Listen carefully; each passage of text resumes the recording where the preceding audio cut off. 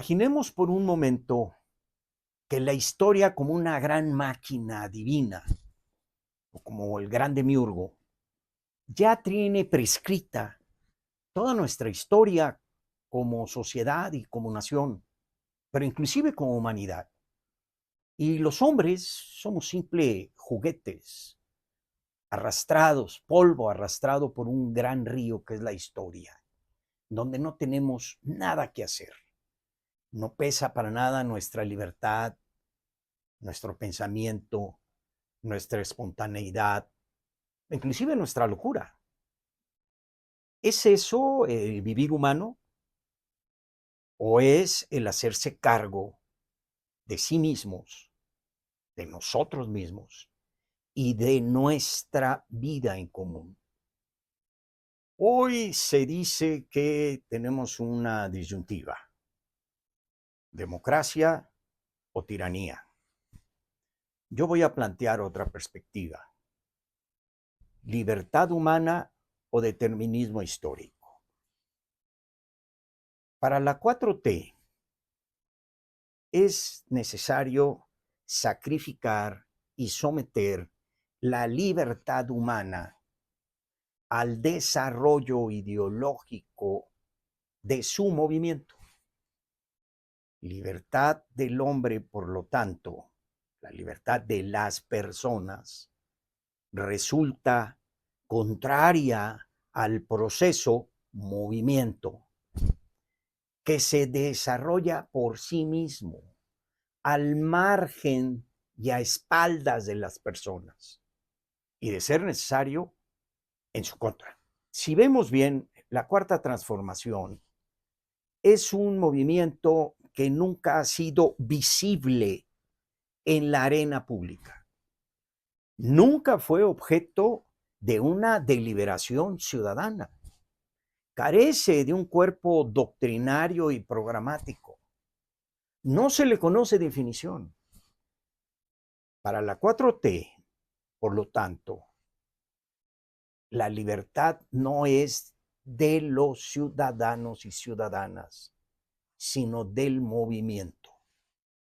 Un movimiento que entiende como el fluir de un río que corre e inunda todo a su paso, y que cualquier obstrucción o cualquier encauzamiento es algo arbitrario y criminal que lo frena, que lo obstaculiza, que impide su libre fluir histórico. Así, los derechos y las libertades dejaron de ser de las personas para ser del movimiento.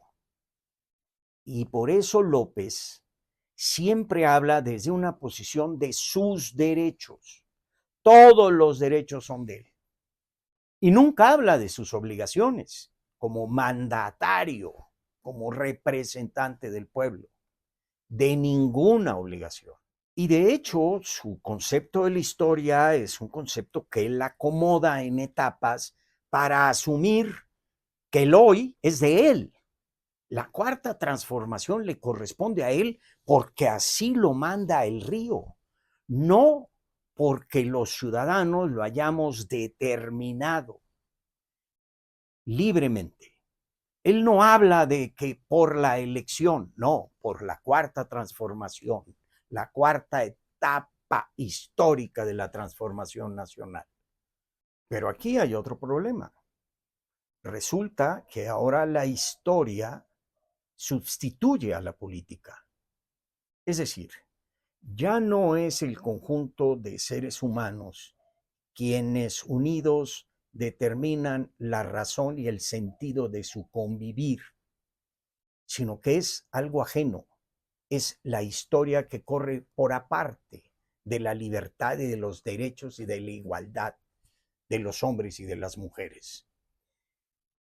Pero con otra grave consecuencia: quien se apropia de la historia no nada más se apropia de la política y de las libertades y derechos de los demás, sino del sentido de su convivir. Y puede determinar cuál fue la historia pasada, reescribirla, puede acomodar el hoy a su real saber y entender y capricho. Y tercero, puede condenar a todo el grupo humano a un futuro que no es de ellos. Pero aclaremos, de un lado hay ciudadanos y hay democracia, con todos los defectos que ustedes quieran encontrarle a nuestra ciudadanía y a nuestra democracia, que son muchos. Pero somos nosotros los ciudadanos quienes determinamos el sentido de nuestro vivir, quienes creamos lo que es México, este mundo compartido. En el otro caso, no hay ciudadanos y no hay democracia. Hay una intelequia llamada Cuarta Transformación, un supuesto conductor de la historia, que es la historia misma, que se manda sola, que a pesar de nosotros determina hacia dónde debemos de ir, sin consultarnos, sin tomarnos en consideración. Nos dice qué es lo que nos toca vivir en esta etapa histórica. Esa es la gran diferencia de la disyuntiva que hoy estamos viviendo los mexicanos. O nos hacemos cargo de nosotros mismos y nos gobernamos a nosotros mismos, o dejamos que la historia, que la transformación, que la etapa determine nuestro existir, nuestro futuro y el futuro de las próximas generaciones de México. Así pudiéramos hacer un pequeño resumen. Por un lado están las libertades y derechos como parte de la historia, de un movimiento que la historia determinó que le corresponde mandar. Un movimiento que no tiene definición, que no tiene reglas, que no tiene destino. En el otro extremo están las libertades y los derechos de las y los ciudadanos para determinar en libertad y en igualdad la construcción de un mundo que les sea propio, que les sea compartido y que les sea común. Y así la disyuntiva está entre la libertad y dignidad de un movimiento que se asume histórico, que se autoasume como parte de ese río, por sobre tus derechos, tus libertades, tu dignidad y tu futuro, o tus libertades, tus derechos y tu dignidad por sobre una patraña llamada movimiento histórico, que podemos designar López Obrador, para tener claro de qué estamos hablando.